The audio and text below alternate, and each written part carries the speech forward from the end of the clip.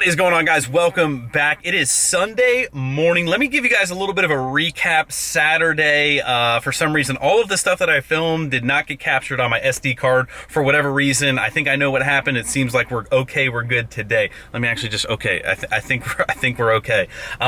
But yesterday, woke up early, went up to go see the drag truck, kind of got stuck in like an hour's worth of traffic on the way up there, filmed a bunch of stuff on the drag truck, little odds and ends. We're just really wrapping up little odds and ends at the fab shop, and then it will be coming home hopefully 2 weeks. I'm hoping that we can stick to kind of like 2 weeks. We'll have it back, and then we're gonna get into what's gonna happen when it comes back. We're not gonna get into that right now. As you guys know, we got home and then we proceeded to clean up all the trucks because we are at a event today in Scranton, Pennsylvania. So this is kind of like a big rig truck show and a dyno event. As you guys can see, it's been raining, so it looks like we might have a little bit of rain. That's okay, we're gonna deal with it. But there should be a lot of cool, like older tractors here. So we're gonna try and walk around, check these things out, and then hopefully get the truck, the 05 on the dyno again, possibly. Hopefully the rain holds off. Now, last time we dynoed the truck, I sent the logs to HPP, and they pretty much told me, and I don't know if I told you guys this before, they told me that they only saw 100% throttle position for like 2 or 3 seconds, and then it started tapering off. So I don't know if it was the dyno operator. We got a guy coming over here, possibly gonna talk to me. Hold, please. How's it going? I'm glad you opened your window because you can't see anything, right? What'd you pull on that? Pickup truck. Well, pickup truck? Yeah, yep, just a pickup truck. I have a... Alrighty, so he just had some trailer questions. I thought he was gonna actually try and make me move. So the parking lot is rapidly getting filled up, all kinds of tow trucks and stuff like that. Anyway, where did we leave off? Yeah, so the dyno operator last time, I think, was letting up as he like initially whacked it, and then that's what she said, and then started letting up on the pedal. So also, Greg forgot to hook up his GoPro so we could take a look at boost and drive pressure, because I think the tune-up does have quite a bit of fuel in it. I don't want to overspeed or overwork the turbo and push it out of its efficiency range, which it might be doing right now. So we don't know. We didn't know enough information to send me a retune with any type of changes in it. So we're gonna try and do a little bit more testing, get some boost and drive numbers on that. And this dyno is the dyno that we've been on before, up kind of by me, and it is loaded. But the thing about rain and the dyno is you have a lot of chance of tire slippage if the rollers are wet. So we'll see what the day brings. I'm hoping that we can get on the dyno, but that's where we're at. That's what we're doing today. I apologize about the footage for yesterday. Kind of sucks, but what are you gonna do about it? So we're gonna make the best of today, show you guys a bunch of cool stuff, and then we'll catch up with you guys and see how the day progresses. We'll go see our man Mikey G. He's here. A lot of cool stuff here. So I'm gonna stop blabbing. Let's go.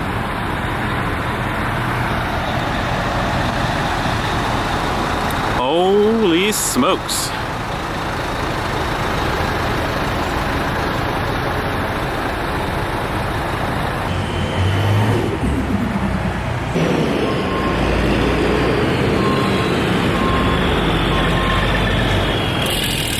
Alrighty guys, getting set up. Got our man Mikey G over here. Looks like they're running the dyno already. Hi, Michael. Hi, Michael. Michael, you want to tell us about Brad's truck here? So you guys know Brad's dump truck that has been in a couple of videos. They just put wheels and tires on his pickup truck from Josh, right? Our man, Dirty Diesels. Look at those lug nuts, though. Nice gold calipers.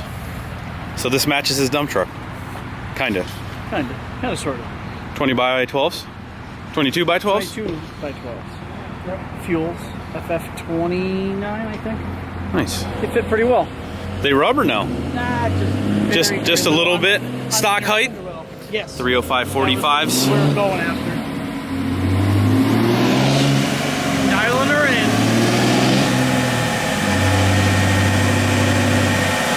Got our boys NJ DRP Making sure the dyno is calibrated.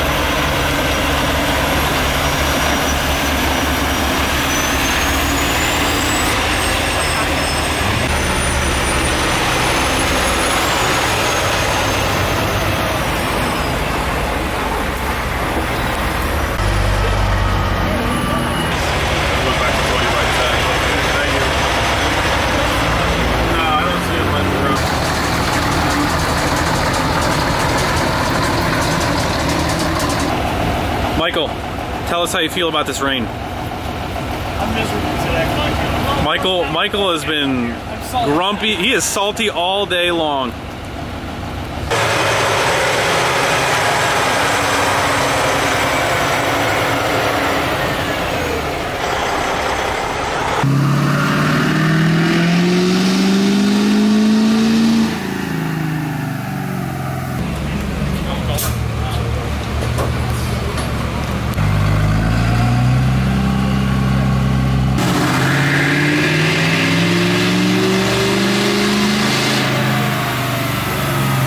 Alrighty guys, we are getting ready to dyno the truck. I just came down the parking lot here to kind of warm it up. I got the data logging stuff set up. We're just gonna try and get the trans temp and the coolant temp up a little bit before we dyno. I always try and get this thing warmed up before we go ahead and do any of that. I'm gonna turn on my GoPro, which is going to hopefully try to, there it goes, capture our boost and drive pressure here. You can kind of see how crappy that's going to look already, but that's how we're going to try and monitor. Maybe with no lights on it'll look better, maybe not. I will leave the lights on, but that's the plan. Here we go.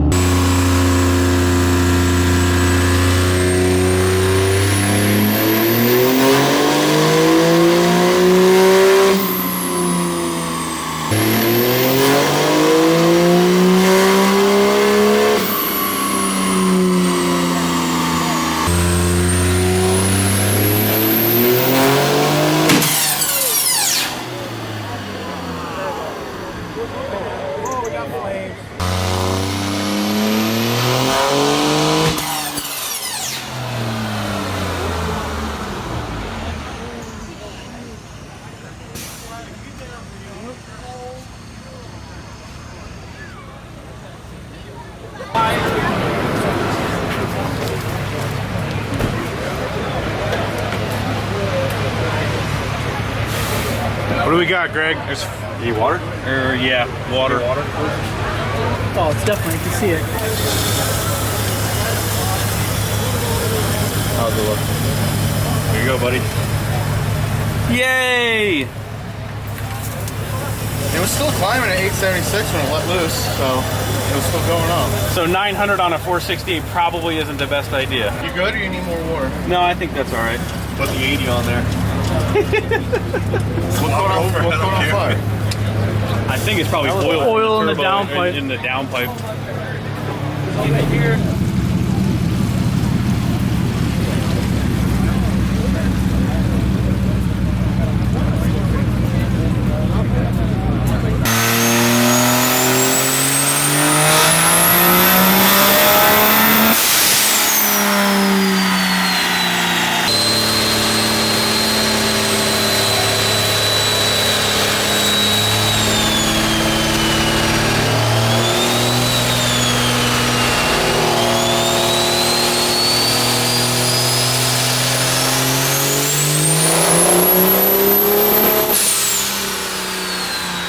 Alrighty guys, we are home. Here's the dyno graph from the day.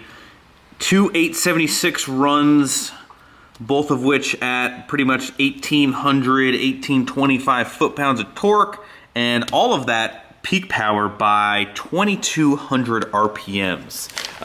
So obviously really good numbers out of that turbo, too good of numbers out of that turbo, which I kind of said in the beginning of the video. We kind of said that this thing is kind of out of its efficiency range, and that's pretty much exactly what I think happened. I think we were pushing this thing too hard. Greg got a little too greedy trying to get to that 900 horsepower mark with this small of a turbo, and the turbo just kind of couldn't do it. It was like, Greg, what are you doing to me? I hate you. And you know, that's pretty much what happened. Got a big hole in the downpipe, a whole bunch of oil. That's where the flames came from.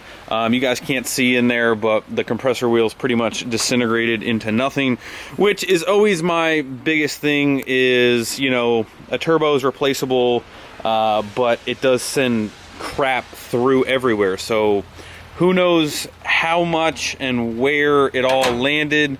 We're gonna have to do some major disassembly just to try and ensure that we did not damage anything else. The intercooler is going to have to come out for sure. Probably the intake plenum to make sure that the charge pipes on that side of the engine as well, to try and take a look at everything, make sure that it didn't get up that far. If it did, we will cross that bridge when we get to it. Super bummed.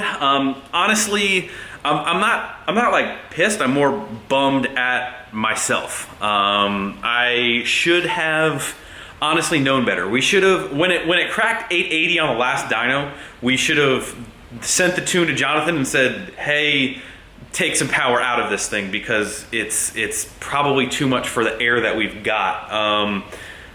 It was always in the back of my mind, but you know, what are you gonna do, honestly? It is what it is at this point. We will fix it. We will be back. The YouTube call out challenge in North Carolina is in, like, we have to leave in like 10, 11 days, something like that. So that's the time frame we have to fix this. So we're gonna get this thing opened up and torn up tomorrow, take a look at everything, but it kind of stinks. It kind of stinks, but I don't blame anyone but myself, honestly. And that's kind of why I'm a little bit bummed. I don't think it was the turbo's fault one bit. I mean, like, we kind of knew we were playing with fire a little bit, and literally the fire came. So I'll keep you guys updated on what happens and make some phone calls tomorrow, see what happens, and we'll be back better than ever. It may be time to go to something bigger. I will say this though, right off the bat. The whole point of this 468 100% over injectors was to prove to you guys, and which we didn't get to completely finish, but I can tell you definitely 100%, this setup, maxing out about like 800, is perfect for the guy who you know, wants to drag race, tow, and also make some decent numbers. Now, I don't recommend obviously you pushing it as hard as I pushed it, but I would say if you guys are looking for that 750, 800 like max number, look at what you can do with a 468 and 100% over injectors. You don't need all this crazy 200% over injectors with a 475 to make 900 horse, or I'm sorry, that's not what we're going for. That's not what we're going for. But if you guys max goal, like I said, 800 horse, something like that, this is a perfect responsive spooling setup. Like I said, all of that power on a light switch whenever you want it. Now, whether or not we go back with something like that, so I can prove to you guys how well it would have towed, I can guarantee you it would tow awesome. It felt so good on the street. I wish we would have had more miles on that specific setup. So who knows? We might be going back with that specific setup just to show you guys, you know, that it can do everything. Maybe turn the power down a little bit to make everything last a little bit longer. So that's it, guys. It was avoidable. Probably my fault. Don't hate me. Don't crucify me. I don't enjoy blowing things up. I don't do them on purpose by any means, but you live and you learn. You live and you learn. Life is full of live and learn scenarios, and this would be one of them. And yeah, anyway, love you guys. Thank you guys so much for watching. Hit that like button before you leave. Subscribe if you have not already. YouTube Call Out Challenge, North Carolina. We will be there. I do not miss any of them. You can count on that. That's it. That's all I got for you guys. Enjoy the rest of your weekend. I'll see you guys. See ya.